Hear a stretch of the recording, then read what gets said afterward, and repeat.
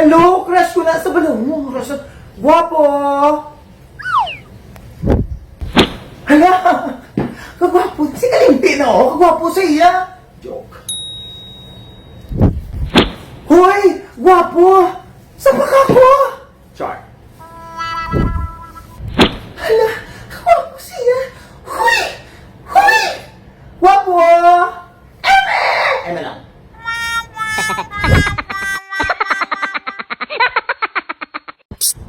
Gusto talang kapabalon nga ko ng babae, oras nga ginintok mo na sa madulaan sa dayon sang ginatawag bala nga pagsalig si mo. Bisan hambalon mo pa nga ginpatawad niya na ka. Hindi giniya madula ang pagduda niya sa imo. Tanan-tanan mo na yang obrahon, dudahan niya kasi na.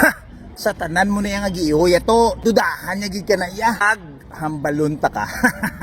Ang mga senses niya perti kataas at why balaan niya na kun gahambal ka bala sang matuod or wala. Kun amuna ang pagtrato niya sa imo, hindi ka na matingala pa kay tungod sa lamuman mo. Sa akon lang, sa relasyon, importante ang may pinagsamahan ka mo.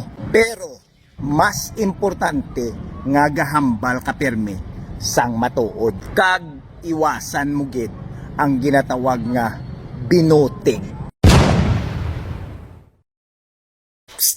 Gusto talaga pabalon nga wala sang sekreto nga hindi mabalaan. Kag wala sang baho nga wala gasingaw. Kung may ginatago ka man sa imo nga pamilya or sa imo nga karelasyon, hindi ka magkampante nga hindi ni nila mabalaan. Example, kung gahampang ka kalayo, biskan ginatago mo pa ni, mabalaan managyapon sang tanan. Sa ulihi, kay magwa managyapon ang aso.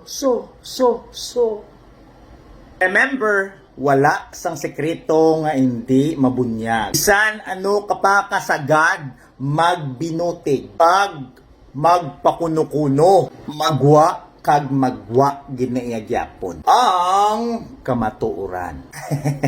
Wala namang ka ginapa-overthink Ang ginahambal ko lang, be true lang sa imo nga kaugalingon. Hindi ka man nila mabaton, at least wala ka may ginatago.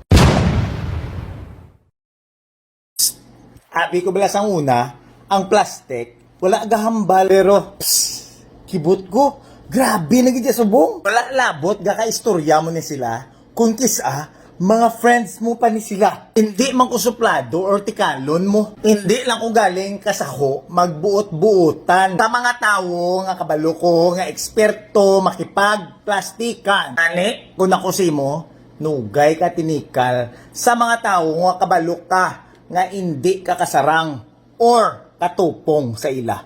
Ego ka naman ay. Mahilig ka ginabi magkipagplastikan mo.